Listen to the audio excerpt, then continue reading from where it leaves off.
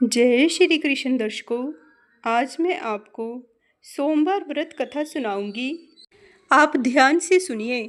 किसी नगर में एक धनी व्यापारी रहता था। दूर दूर तक उसका व्यापार फैला हुआ था।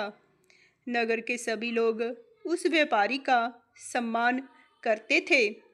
इतना सब कुछ संपन्न होने के बाद भी वह व्यापारी बहुत दुखी था, क्योंकि उसका कोई भी पुत्र नहीं था, जिस कारण अपने मृत्यु के पश्चात व्यापार के उत्तराधिकारी की चिंता उसे हमेशा ही सताती रहती थी। पुत्र प्राप्ति की इच्छा से व्यापारी प्रत्येक सोमवार भगवान शिव जी की व्रत व पूजा किया करता था और शाम के समय शिव मंदिर में जाकर शिव जी के सामने घी का दीपक जलाया करता था। उसकी भक्ति देखकर माँ पार्वती जी प्रसन्न हो गई और भगवान शिव से उस व्यापारी की मनोकामना पूर्ण करने का निवेदन किया। भगवान शिव बोले, इस संसार में सबको उसके कर्म के अनुसार ही फल की प्राप्ति होती है। जो प्राणी जैसा कर्म करते हैं उन्हें वैसा ही फल प्राप्त होता है। शिव जी के द्वारा समझाने के बावजूद माँ पार्वती नहीं मानी और उस व्यापारी की मनोकामना की पूर्ति के लिए भगवान भोलेनाथ से बार बार अनुरोध करने लगी। अंततः माता के आग्रह को देखकर भगवान भोलेनाथ ने उस व्यापारी को पुत्र प्राप्ति का वरदान दे दिया। वरदान देने के पश्चात भोलेनाथ माँ पार्वती से बोले, आपके आग्रह पर मैंने पुत्र प्राप्ति का वरदान तो दे दिया, परंतु इसका यह पुत्र 16 वर्ष से अधिक समय तक जीवित नहीं रहेगा। उसी रात भगवान शिव उस व्यापारी के स्वप्न में आए और उसे पुत्र प्राप्ति का वरदान दिया और उसके पुत्र के 16 वर्ष तक जीवित रहने की बात भी बताई। भगवान के वरदान से व्यापारी को खुशी तो हुई, लेकिन पुत्र की अल्पायु की चिंता ने उस खुशी को नष्ट कर दिया। व्यापारी पहले की तरह सोमवार के दिन भगवान शिव जी का विधिवत व्रत करता रहा।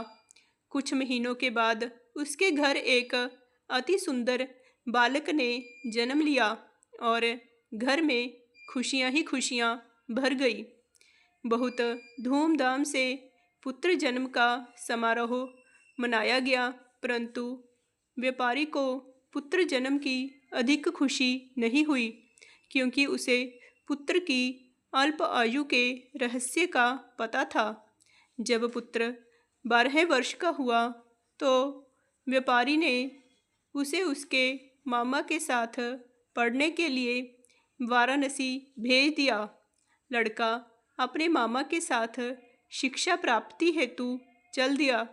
रास्ते में जहाँ भी मामा भांजे विश्राम हेतु रुकते, वहीं यज्ञ करते और ब्राह्मणों को भोजन कराते। लंबी यात्रा के बाद मामा भांजे एक नगर में पहुँचे। उस दिन नगर के राजा की कन्या का विवाह था, जिस कारण पूरे नगर को सजाया गया था। निश्चित समय पर बारात आ गई, लेकिन वर का पिता अपने बेटे के एक आंख से काने होने के कारण बहुत चिंतित था। उसे भय था कि इस बात का पता चलने पर कहीं राजा विवाह से इनकार न कर दे, इससे उसकी बदनामी भी होगी। जब वर के पिता ने व्यापारी के पुत्र को देखा तो उसके मस्तिष्क में एक विचार आया। उसने सोचा कि क्यों ना इस लड़के को दूल्हा बनाकर राजकुमारी से विवाह करा दूं। विवाह के बाद इसको धन देकर विदा कर दूंगा और राजकुमारी को अपने नगर में ले जाऊंगा। वर के पिता ने लड़के के मामा से इस संबंध में बात की। मामा ने धन मिलने के लालच में वर के पिता की बात स्वीकार कर ली। लड़के को दूल्हे का वस्त्र पहनाकर राजकुमारी से विवाह करवा दिया गया। राजा ने बहुत सारा धन देकर राजकुमारी को विदा किया। शादी के बाद लड़का जब राजकुमारी के साथ लौट रहा था तो वह सच नहीं छिपा सका और उसने राजकुमारी के ओढ़नी पर लिख दिया, राजकुमारी, तुम्हारा विवाह मेरे साथ हुआ था। मैं तो वाराणसी पढ़ने के लिए जा रहा हूँ और अब तुम्हें जिस नवयुवक की पत्नी बनना पड़ेगा वह कान्हा है। जब राजकुमारी ने अपनी ओढ़नी पर लिखा हुआ पढ़ा तो उसने काने लड़के के साथ जाने से इनकार कर दिया। राजा को जब ये सब बातें पता लगी तो उसने राजकुमारी को महल में ही रख लिया। उधर वह व्यापारी का लड़का अपने मामा के साथ वाराणसी पहुंच गया और गुरुकुल में पढ़ना शुरू कर दिया। जब उसकी आयु 16 वर्ष की हुई तो उसने यज्ञ किया।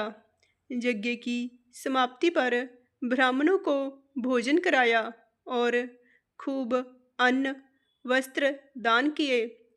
रात को जब वह अपने शयन कक्ष में सो गया, शिवजी के वरदान के अनुसार शयन अवस्था में ही उसके प्राण पखेरु उड़ गए।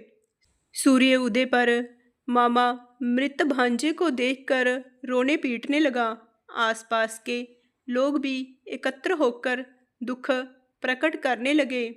लड़के के मामा के रोने और विलाप करने के स्वर समीप से गुजरते हुए भगवान शिव और माता पार्वती ने भी सुने। माता पार्वती ने भगवान शिवजी से कहा, हे प्राणनाथ, मुझसे इसके रोने के स्वर सहन नहीं हो रहे।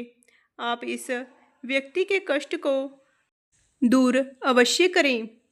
भगवान शिवजी ने माता पार्वती के साथ अदृश्य रूप में समीप जाकर देखा तो भोलेनाथ माता पार्वती से बोले, यह तो उसी व्यापारी का पुत्र है जिसे मैंने 16 वर्ष की आयु का वरदान दिया था।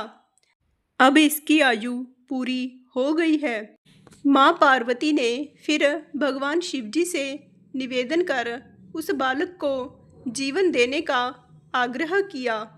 माँ पार्वती के आग्रह करने पर भगवान शिवजी ने उस लड़के को जीवित होने का वरदान दिया और कुछ ही पल में वह लड़का जीवित होकर बैठ गया।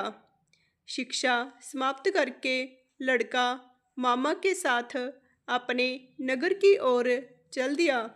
दोनों चलते हुए उसी नगर में पहुँचे जहाँ उसका विवाह हुआ था। उस नगर में भी यज्ञ का आयोजन किया। समीप से गुजरते हुए नगर के राजा ने यज्ञ का आयोजन देखा और उसने तुरंत ही लड़के और उसके मामा को पहचान लिया। यज्ञ के समाप्त होने पर राजा मामा और लड़के को महल में ले गया और कुछ दिन उन्हें महल में रखकर बहुत सा धन वस्त्र आदि देकर राजकुमारी के साथ विदा कर दिया। इधर भूखे प्यासे रहकर व्यापारी और उसकी पत्नी बेटे की प्रतीक्षा कर रहे थे। उन्होंने प्रतिज्ञा कर रखी थी कि यदि उन्हें अपने बेटे की मृत्यु का समाचार मिला तो दोनों अपने प्राण त्याग देंगे।